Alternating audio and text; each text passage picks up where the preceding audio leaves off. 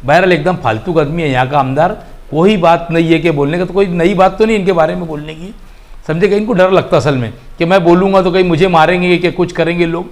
इनका काम नहीं है, इनका आखिरी टर्न है, इन्होंने जाके मस्जिद मदरसा संभालना चाहिए। ये हवलदार को साहब बोलने वाले लोग अब हमको इस शहर को चलने वाले नहीं।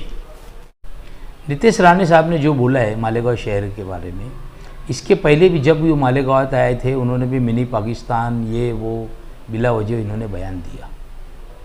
हम ये सारे बात का खंडन करते हैं और नीतीश राणे साहब का हम मजम्मत करते हैं जो उन्होंने लफ्ज़ कहा, कभी फसादी कहते हैं मालेगांव को, कभी मिनी पाकिस्तान कहते हैं। मैं आपको बोलता हूँ कि भाई ये सारी जिम्मेदारी हमारे पालक मंत्री साहब की है, पालक मंत्री साहब ने उसका जवाब देना चाहिए।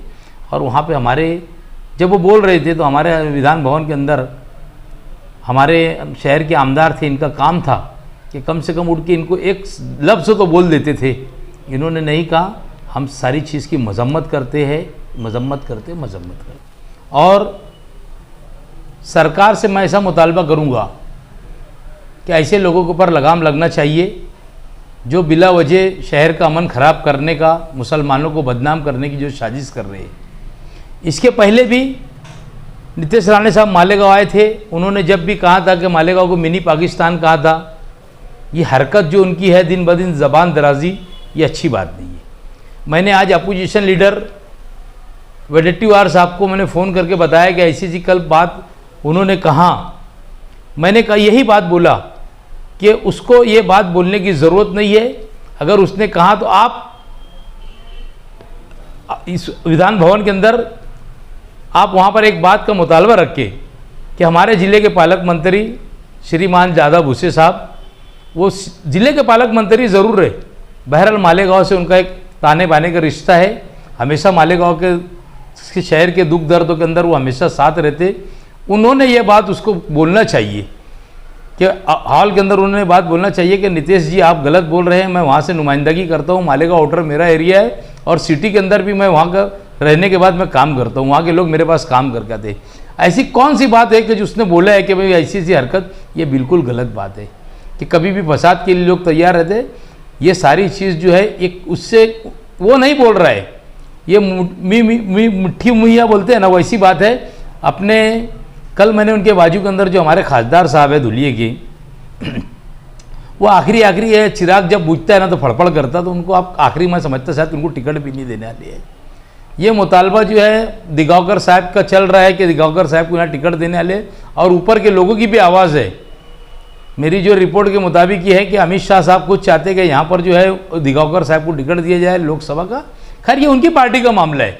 तो ये किस तरीके भी मुसलमानों को भड़काने का, कम ज़्यादा मुसलमानों के खिलाफ बोलने का, ये सारी हरकत जो है डॉक्टर सुभाष भामरे साहब करवा रहे। मैं डॉक्टर सुभाष भामरे साहब हमारे इस एरिया के ग्रुप में पार्लियामेंट है, मैं इनकी भी मजम्मत करता, क्योंकि ये पूरे आज जब से वो चुन के आए, ठीक है मालेगांव का इन्होंने काम कुछ नहीं किया, वो बात अलग है। बहरहाल हमेशा जहर अफसानी का काम मालेगांव के अंदर कर रहे हैं। हम लोगों ने इसके लिए मालेगांव शहर के लोगों को इकट्ठा होना चाहिए।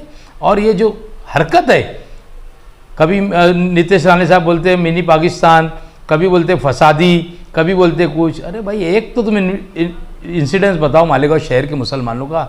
कभी कोई बात होती तो पहले मुसलमान दौड़ के, किसी भी समाज का आदमी है उसका काम करता है। एक इंसिडेंस नहीं होता और बिला वजह मुसलमानों को वर्गलाने का, इनके खिलाफ बोलने का, यानी ऐसा बताने का कि मालेगांव के मुसलमानों को बदनाम करने का, मालेगांव के मुसलमान बहुत ख़राब लोग हैं, ऐसा इनकी साजिश है। हमारे नेता वडेट्टीवार साहब को मैंने सब कहा कि ये आप विधान भवन के अंदर ये बात को, हमारी मालेगांव शहर के आप हमारे कांग्रेस के नेता है, आप हमारी आवाज़ को उठाइए, और उठाने के बाद कम से कम उसको ऐसा तो लगना चाहिए कि कोई ना कोई बोलने वाला है।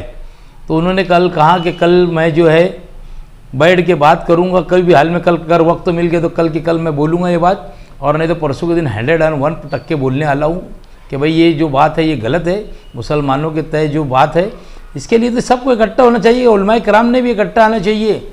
मैं तो बिल्कुल खड़ा हूँ पूरी ताकत से। हम मालेगांव शहर के सेकुलर हिंदू मुसलमान ताना बाने का रिश्ता है और यहाँ कभी कुछ होता ही नहीं है। आज पावर का मसला हुआ मालेगांव के अंदर, हिंदू मुसलमान मिलकर सब ने धरना दिया, हर चीज़ होती है। गेरपट्टी का मामला रहा, आप देखो कल भी रामदास बोरसे साहब ने ये दिया, उसमें भी हिंदू मुसलमानों ने शिरकत की। ये सेकुलरिज्म है मालेगांव का। ये एकदम फालतू बात है, ये जो बोलने वाला है ये किसको इसने बना दिया, और उसको बोलना तेरा मतदार संघ देखना चाहिए इसने, तेरे ये बाप की जागीर नहीं है मालेगांव का, तू कुछ भी आएगा और मुसलमानों को बोलेगा हम अगर ज़रूरत पड़ी तो मालेगांव शहर के लोगों को रोड के ऊपर लाएंगे अगर इसकी ज़बान दराजी बंद नहीं हुई तो।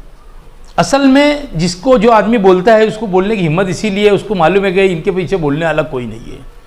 इनका काम था कि यार तुम हमारे बोलो मत, हमारे शहर के लिए कम से कम अगर तुमसे नहीं बोले जाता था तो इन्होंने खड़े रह के इतना बोलना चाहिए था कि पालक मंत्री जी आप इसके बयान का जवाब आप दीजिए। क्योंकि पालक मंत्री, मैंने आपको पहले बोला कि पालक मंत्री मालेगांव शहर के अंदर, वो जिले के पालक मंत्री की बात अलग है, नेतृत्व मालेगांव का करते हैं, आजू बाजू उनका खुद मतदार संघ है और उनकी बहुत बड़ी जवाबदारी है। अगर ये बोलते हैं तो इनको भी काम है जवाबदारी से बोलने का। बहरहाल एकदम फालतू आदमी है यहाँ का आमदार, कोई बात नहीं है कि बोलने का, तो कोई नई बात तो नहीं इनके बारे में बोलने की, समझे। इनको डर लगता असल में कि मैं बोलूँगा तो कहीं मुझे मारेंगे कि कुछ करेंगे लोग।